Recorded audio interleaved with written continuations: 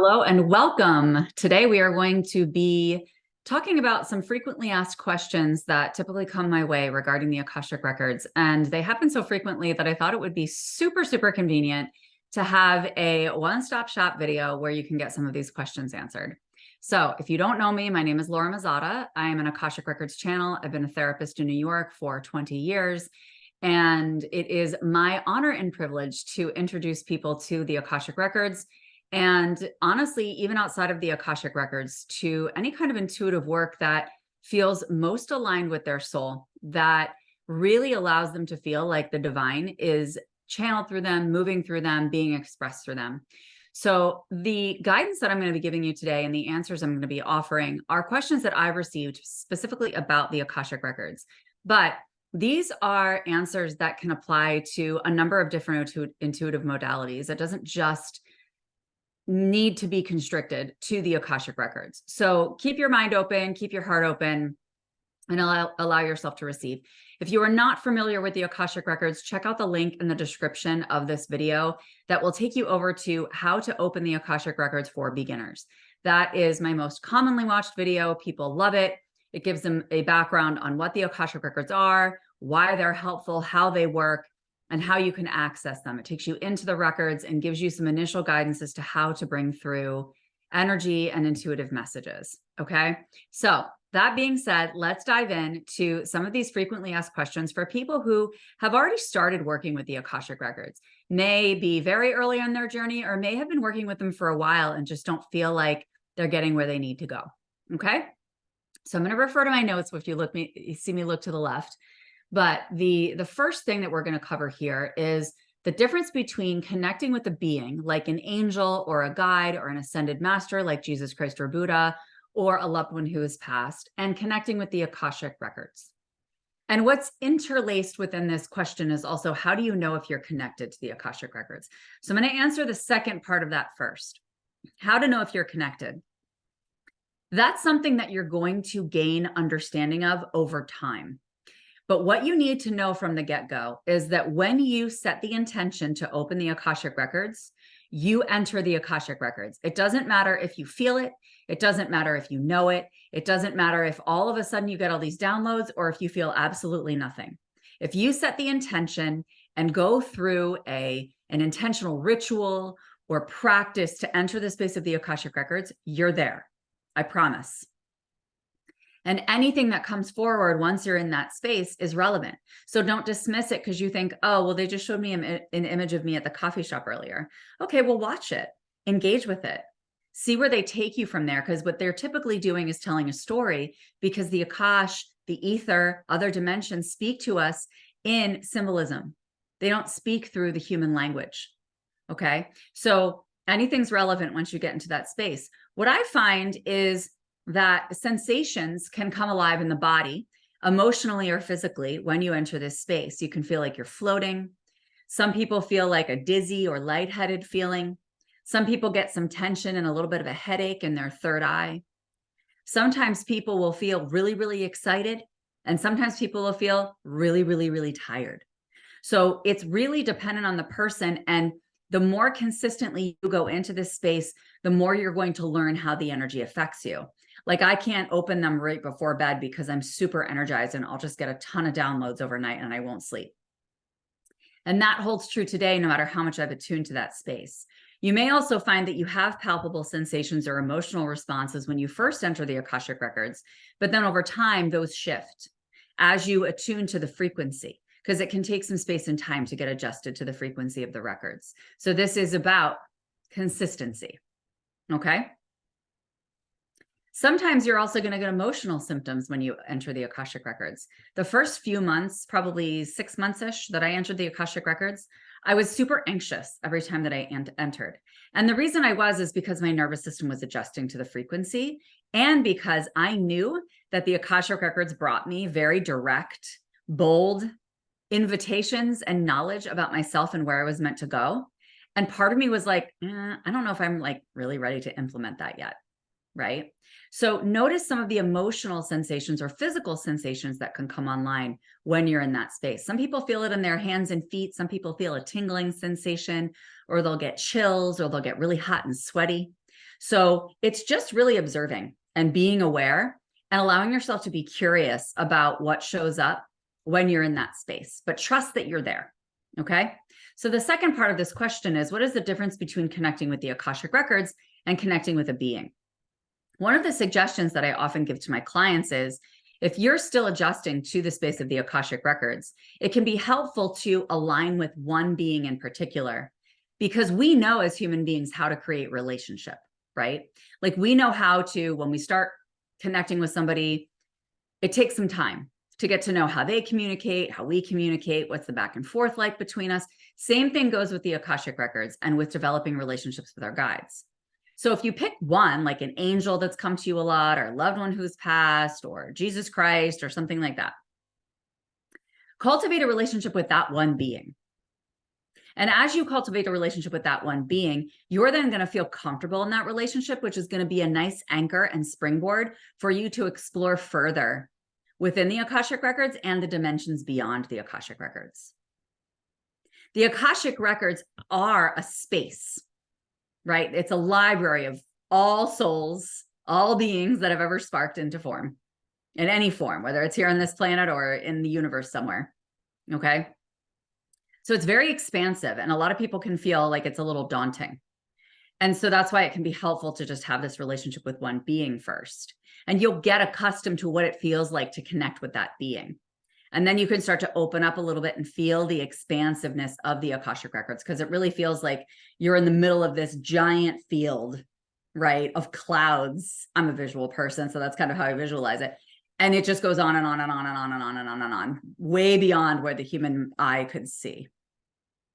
Okay. And so when we're in the Akashic Records, it's actually a very, very safe and grounding frequency, even though it feels super high vibe when we first get adjusted to it, and we might feel kind of dizzy and a little wonky at first. I consider it in my spiritual home, and every client that I've ever certified in this space has said, it feels like I'm home. It feels like my spiritual home. And that's why I encourage people, like, create your own spiritual home in the Akashic Records, right? It's a great thing to do so that you feel like you have a space that you are visually entering and going to when you enter the space of the Akashic Records. The fact is, the Akashic Records are big. They have all the information about your soul from the time it first sparked through past lives, current life, future lives. So that can feel like, I don't really know what that's like. Like, I don't know how to connect to that. That's why it's like, let your higher self, or let a guide you through and introduce you to what you're meant to explore in that space. You don't have to go into past lives. You don't have to go into astral travel and going to all of these different dimensions, right? You can just stay put and allow yourself to be grounded and safe in the Akashic Records, and allow it to be like your spiritual home, your spiritual comfort zone. Okay. And that's really what it feels like. Is it feels like you're just in this yummy, like, comfy chair, and you're just being held, and people are just, but in the comfy chair, there's wheels on it. So these guys are just kind of like moving you around and taking you different areas. And it's really nice to be led. It really is, because we feel like we have to be in such control here on this planet and take so much responsibility. And it's nice to just allow higher beings to guide us around. Okay. So that's the answer to the difference between connecting with a being and connecting with the Akashic Records, because the Akashic Records house every single being that has ever been on your soul's journey with you from the time that your soul first sparked. So any being that has ever interacted with you in this lifetime, previous lifetimes, or future lifetimes is going to be in your Akashic Record. So if Jesus Christ always comes to you, Jesus Christ is in your Akashic Record. If Mary Magdalene has connected with you, or Mother Mary has, when you were 2, they're in your Akashic Record. If in past lives, the goddess Kali was your bestie, she's going to be in your Akashic Records. Like, any soul that has chosen to interact with your soul over the course of your soul's journey is going to show up in your Akashic Record, and you have access to them. You can intentionally ask them to come forward, but I really don't prefer to do that. I prefer to allow them to come forward, because I want to just receive what I'm meant to integrate at the time. And I don't want my mind to be part of this, because the Akashic Records are a feeling. It's a sensation. It's a frequency. It's a vibration. It's not, you're going to get to a knowing over time, but we want to separate from having to understand. The first 6 months that I entered the Akashic Records, I didn't understand consciously. Like I was like, I know it works, I'm getting results and I feel great, but I don't really get it yet, you know? And so release the need, surrender the need to know everything and all the details at first. Okay. All right. So let me know if any questions come up around that. The second part here is how to navigate the Akashic Records or intuitive work when you're used to being in the mind and moving through life based on logic and practicality, and you have a pretty linear way of thinking. This is a very common question that I get, because it's like, but I'm used to like, I'm very type A, I'm perfectionistic, or I'm a rule follower, and I work in engineering, or I work in the sciences, or I work in mathematics, and I'm very structured, right? And I think of things A to B, black and white. And I can speak to this because I went through this when I was transitioning from being a traditional therapist to working primarily in spiritual and energetic work. And I've always thought very outside of the box, and I've always been creative in the mind, not artistically, but in the mind. And I still was pretty stuck in the box compared to where I am now.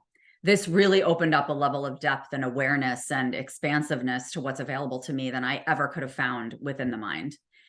But what I will tell you is this: when you're used to being in the mind, what's going to happen is you're going to start learning this information as if you're taking notes in an academic class. You're going to treat it in a very academic fashion, or in the fashion of collecting data and information so that you can put it together into a logical framework and understanding. And that is temporarily okay, but it is going to interfere with how the depth of the downloads that come through and the precision of the downloads that come through the intuitive connection.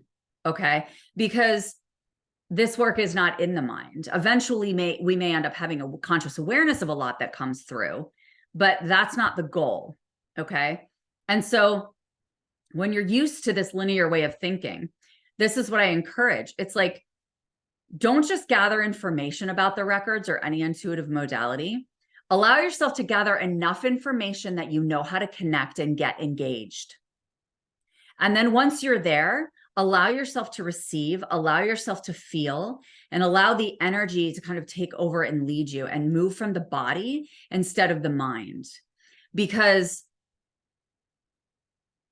people who have done intuitive work for a long time will say to me, Laura, I'm just like, I don't get downloads like other people do.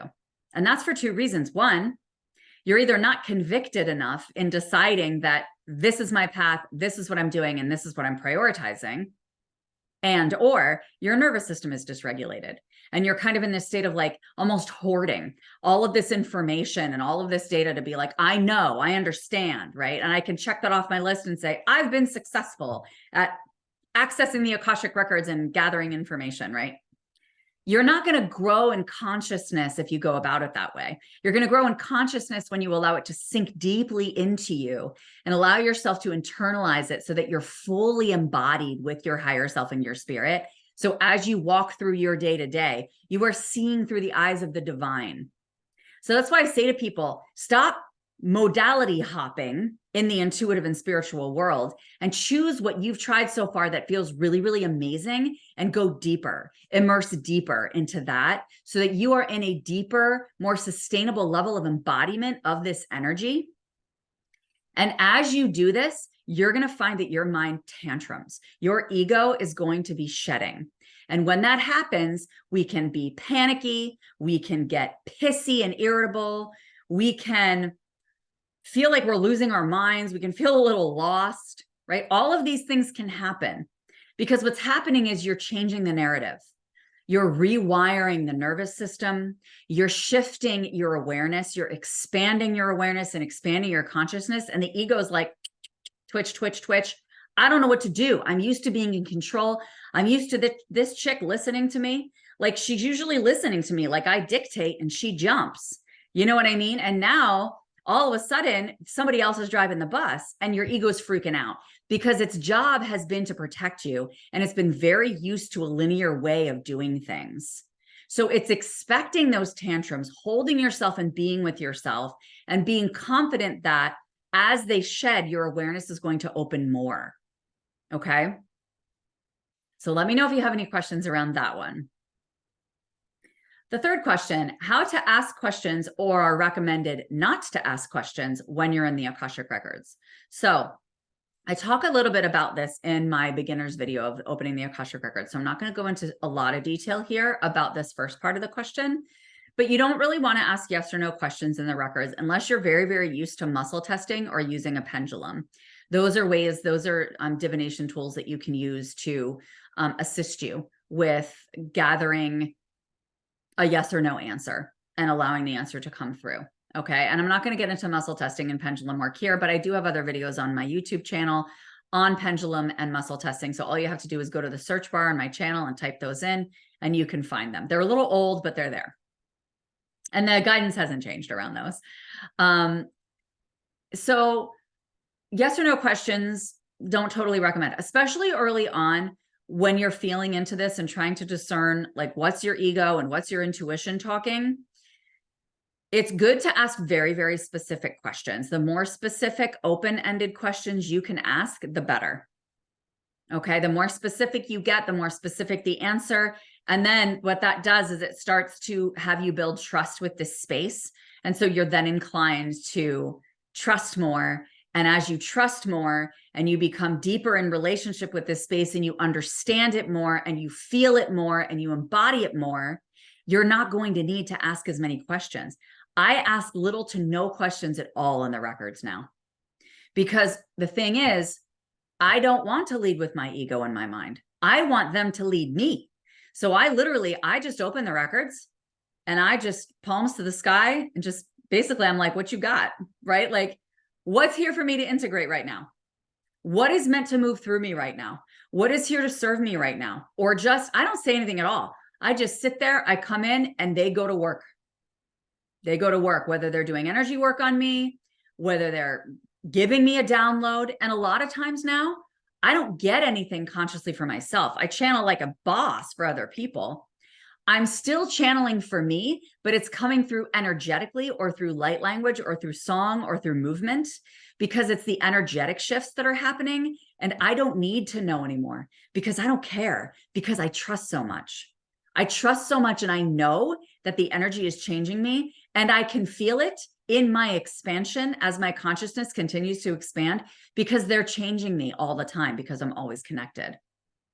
So that's where, when I go into Akashic Records readings for people and people show up and they say, I don't want to ask anything, I just want to see what comes through. I'm like, oh, I'm so excited. I'm so excited when people do that, because it's always the most transformational, because they're open, which means they're super receptive to whatever is meant to come through for them in that moment.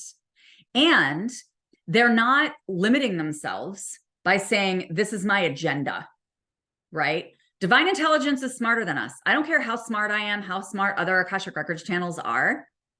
The fact is, divine intelligence trumps us in any way, shape, or form. So that's why I'm like, dude, you can drive the bus, you can lead this train. I'm going to come in and I'm just going to receive the energy and allow it to work its magic. And I will watch as it unfolds in my life, because I know it will. Okay. So, and if you have any questions about some examples of questions that you can ask in the records, head over to my playlist of Akashic readings and healings on YouTube. And you'll see in the description, I have like 4 questions that I usually recommend people can start with or play with if they don't know what to ask in the Akashic Records, and drop any questions about that in the comments here. Okay. Number 4, how the Akashic Records are so healing versus Reiki or other energetic healing modalities. Okay. So what I tell everybody is that, does it really matter what we call any of this energy, whether it's Reiki, theta healing, the emotion code, the Akashic Records, whatever it is? It's all divine energy. It was all created by source. So at the end of the day, doesn't really matter. It's all healing energy. It's all going to help you as you continue to practice with it and connect to it. The reason that I like the Akashic Records in particular is for a couple of reasons. One, again, like I said, it's a very safe space. It's like a comfort zone in the spiritual world. It's my spiritual home.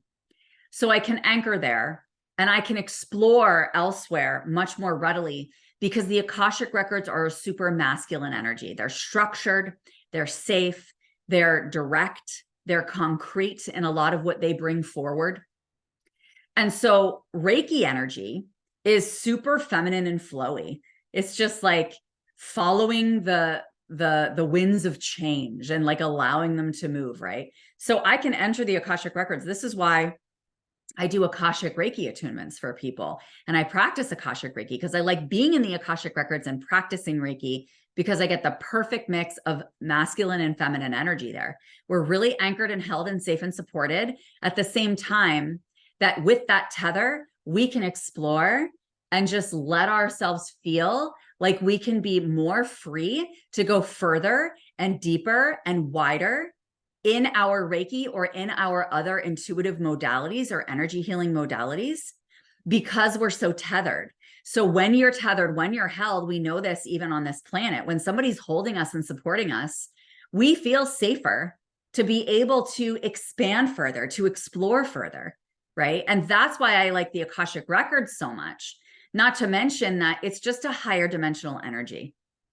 It's a higher dimensional energy, so its frequency is very, very high.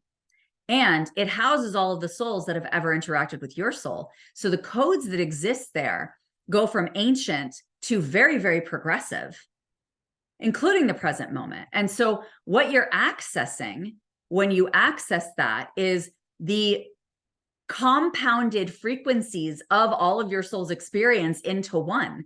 So the more that you access the Akashic records and tap into those spiritual codes, the closer you're getting to your soul's frequency. And the closer you become a match to your soul's frequency, the higher your level of consciousness, the less you're stuck in the human sauce, and the less distracted you get by all of the feels, experiences, and humans that can feel like we're being knocked off course down here. We're never being knocked off course, but we're going to be less rocked when we're closer to the frequency of our soul because we're leading from our divinity. Okay. And when we tap into our Akashic records, we are also adding to and contributing to the consciousness of the entire universe because we are all one. Unity consciousness means we all share the same consciousness. So as I enter the Akashic records, every time I enter that, I am shifting the collective consciousness. I'm raising the consciousness of the planet. So you're contributing to the whole just by being there, just by being there.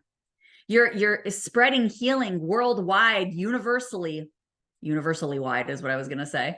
You're spreading it universally just by entering that space because you're contributing to the data in the collective consciousness. You're bringing your present vibration to that moment and you're imprinting onto it with your openness to shift. Okay, I could talk about this all day. My last thing to say about this is any modality that you practice is going to be supercharged. I always say it's like you're putting any modality that you already use on steroids when you go into the Akashic records. Because I tell you, the evidence speaks for itself. On my retreats, I host 2 retreats a year. One's in May, one's in August.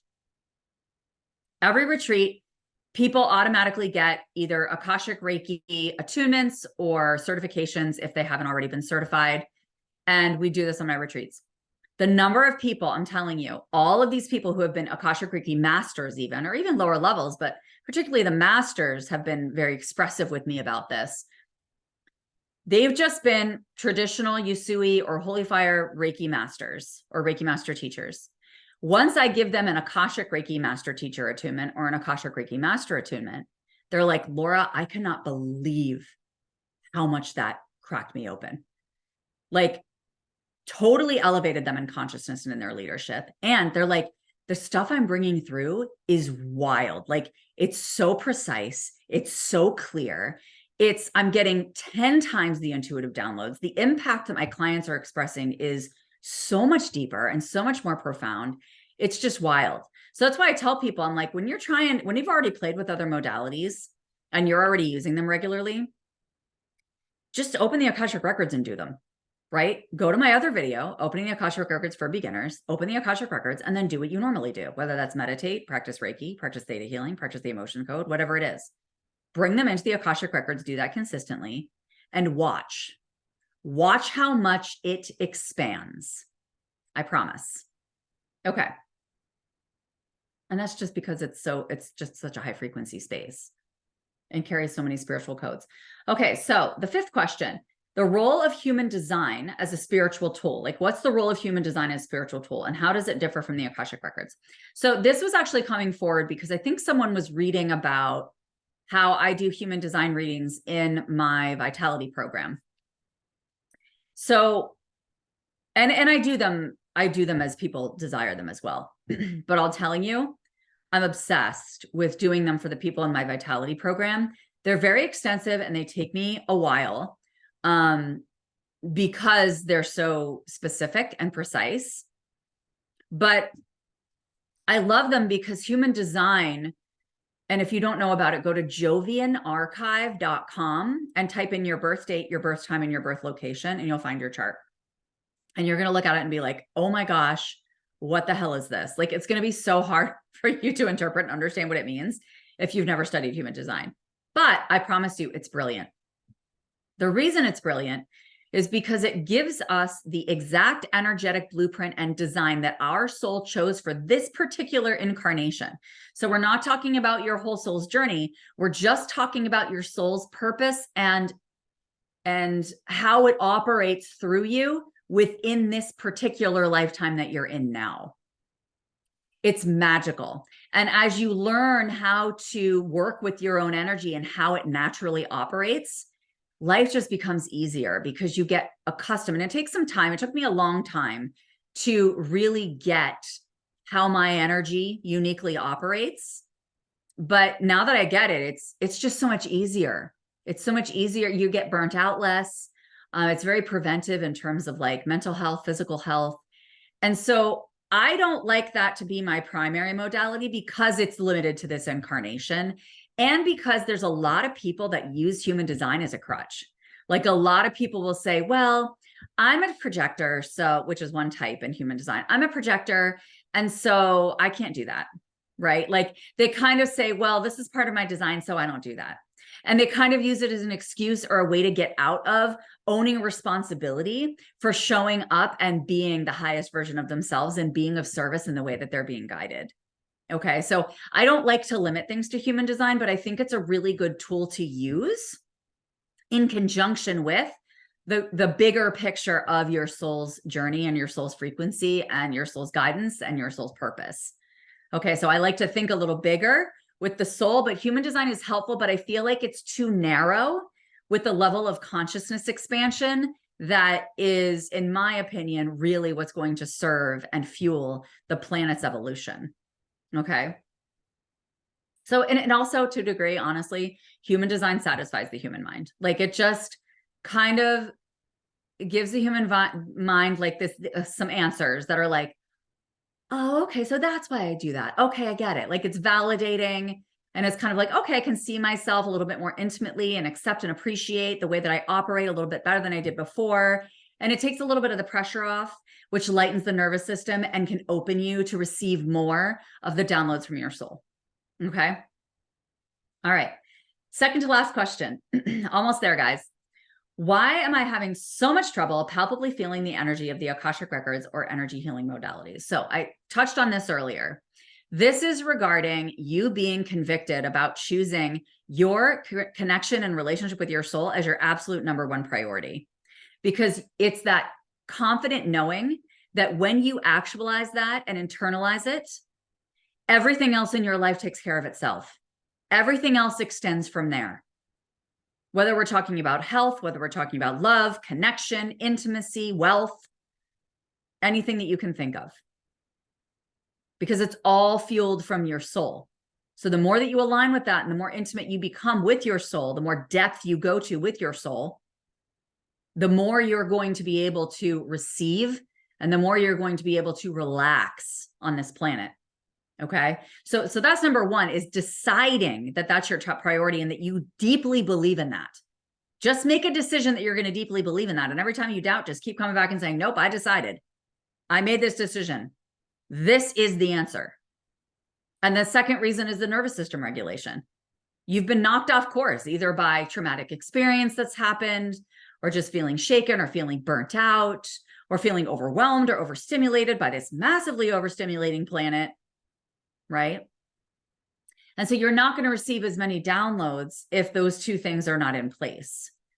So the beautiful thing about nervous system regulation is, and I teach a lot of those tools in my Vitality program, but I also have to say that the spiritual methods that you use to connect in meditation or in the Akashic Records or sound healing or intuitive movement or Qigong, chanting, anything like that, all of those spiritual modalities calm the nervous system. So it's like killing two birds with one stone, right? So the more consistently that you do that, and I can particularly say movement, particularly movement in nature, is going to be very, very helpful for you with regulating the nervous system and getting you out of the mind so that you can at least open more to sitting in these modalities and connecting deeper in meditation. So if you're having trouble with your nervous system, do some tapping. I have an EFT tapping playlist on my YouTube channel. People are obsessed with it. Jump over there, all free, lots of different topics. If you have other topics you want me to cover, shoot me an email or just comment in one of the videos and I'll add it to my request list. Tap before you go into the records, chant before you go into the records, go for a walk, do some exercise, right? Move the body in some way before you enter the records or go into meditation. And you're going to be able to go deeper and receive more. Okay. And patience. Human beings are so impatient. We are naturally impatient by nature. So don't judge yourself. Don't blame yourself. But trust and know, I promise you, it's going to come in over time. The other thing I will share here is that people who have trouble palpably feeling the sensations intuitively, sometimes it's not just the nervous system regulation and the conviction and belief, but on certain occasions, if you know your human design, if all of your lower centers or most of the lower centers, energy centers in your human design chart are open or undefined, it's going to be harder for you to palpably feel the energy of intuitive downloads or divine energy. In that case, I encourage you to channel more of Mother Earth energy. Mother Earth is something that you can connect to as well while you meditate or while you open the Akashic Records. But you're going to feel like, I need to ground before I do these practices in order to have sensation come online more. The other thing I will share there is don't get so caught up in palpably feeling the energy, because you don't have to in order for it to change you. And there's a lot of us on this planet, 7 billion, I think, at this point, right? Every single one of us is going to interact with divine energy differently, which is why I'm obsessed with having more and more people learn about how to connect to the divine, because the more people that connect to the divine, the more information we start to understand as human beings as to how the divine is here to work through us and how it is working through us on this planet. Right. And so I even told one of my clients the other day, I was like, because all of her centers, all of her lower centers are completely open and undefined. And I was just like, babe, that's why you're not feeling it palpably, but also be patient and open your mind to realizing that you might be here to create a completely different modality, right? Like to create a completely different way of connecting with and channeling and experiencing divine energy. Open your mind to that. Claim that that's a possibility and allow it to drop in if that's aligned. And all of us want to hear it. We're all here to explore and receive more data and information about the divine. Because even though we don't, quote unquote, need data to grow in our spirituality, it's fun, it's interesting, and it helps, right? It's not required, but it helps. Okay. And the last question that I've been getting a lot is, what is the difference between doing my Akashic Immersion program and being certified in reading the Akashic Records? So the Akashic Immersion program that I offer is a 4 to 6 week program. So typically it's 4 weeks. Right now, this upcoming one at the time of this recording, we're starting on 12/1/2023. It's going to be a 6 week program because of the holiday season. which is great because I like more space and time always. And what we're doing there is it's a customized program. So the content is going to be tailored to the intentions of whoever comes in. So some people are going to come in and they're going to say, I want to learn how to astral travel. I want to learn how to access past lives. I want to learn how to clear energy. I want to learn how to heal my relationships. I want to learn how to heal my physical body, right? Whatever it is they want to learn. Some people just come in and say, I just want to expand intuitively. I'm open to receive whatever, or I want to connect more with unity consciousness or whatever it is. And so I do 4 modules in there that are specific to these intentions. And those kind of get refined over time as I learn more about the people in the program. It's a very condensed program. We do a lot in a short period of time. And so we have a 60-minute group Zoom coaching call as well every week, where we get 4 of them. So over the 6-week program, you'll have 4 of them. And because we have a skip over for the holidays. And those are going to be tailored to, specifically what's coming up for each individual person. And that allows us to identify, how do you uniquely channel? How does this energy move through you? How are you receiving information? How does this align with your blueprint? Right? So I love it because it's very customized. It's very intimate. I keep it small. I keep it to a maximum of 8 people. And because I want a lot of one-on-one attention. Okay, so when we're on these group calls, you get a lot of one-on-one attention, and then you also get a 30-minute one-on-one with me. So this is really about expanding your intuition, understanding how to navigate the Akashic Records more, getting more confident and clear with your downloads, being able to remove the fog and the holy crap, I'm in the human sauce and the overwhelm and I want to get out of this, right? I want to recenter, I want to reset. That's what Akashic Immersion is for. And you're going to get a lot of information about the Akashic Records and definitely massively deepen your relationship with Source and with the Akash and with your soul. And just the repetitive nature of how much contact we have over that short period of time. It's a very intense, energetic exposure and opportunity for you to integrate very deep energetic codes in a short period of time. So that's why I don't recommend it for people who are just starting out and have never really accessed the Akashic Records before, because it's a lot of energy in a short period of time. The Akashic Records certification, I used to run a program.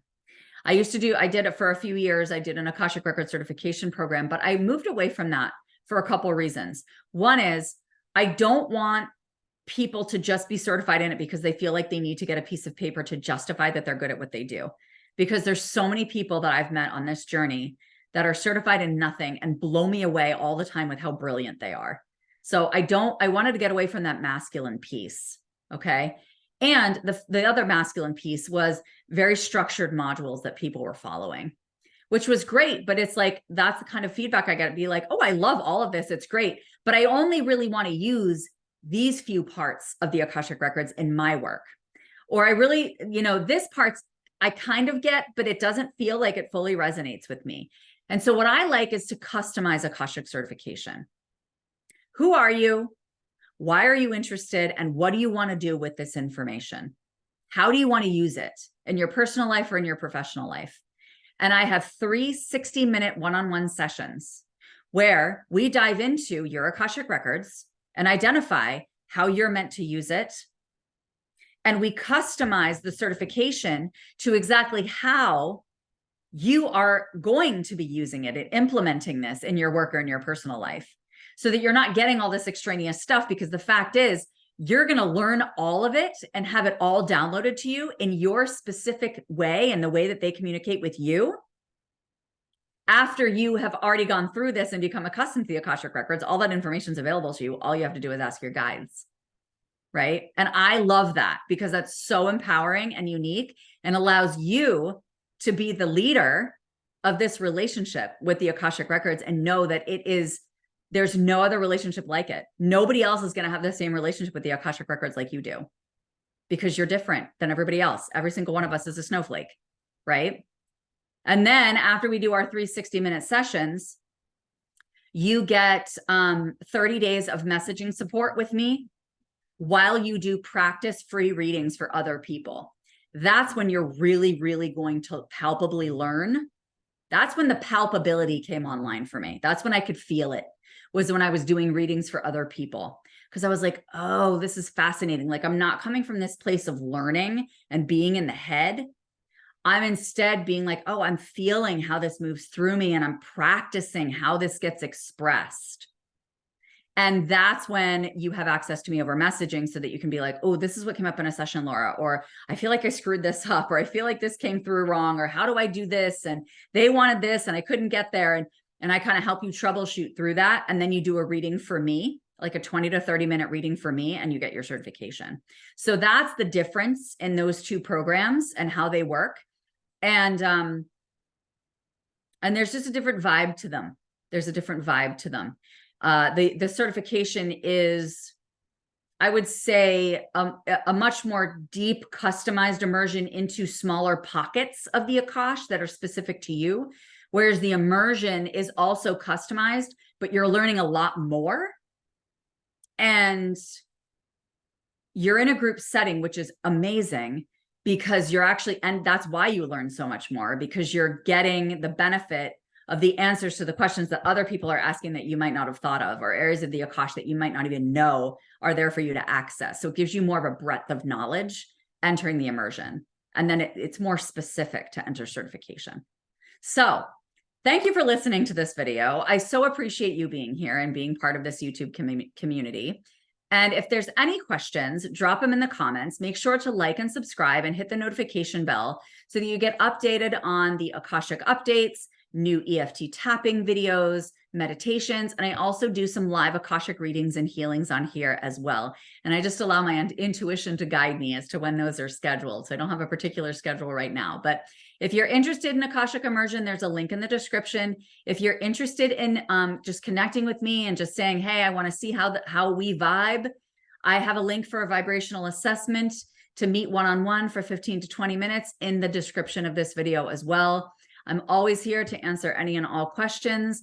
I absolutely love introducing people to this space and learning based on the feedback from their field, how this energy continues to grow and expand human consciousness and our collaboration on this planet. So thanks again. This was fun, and I appreciate you tuning in. Have a great day.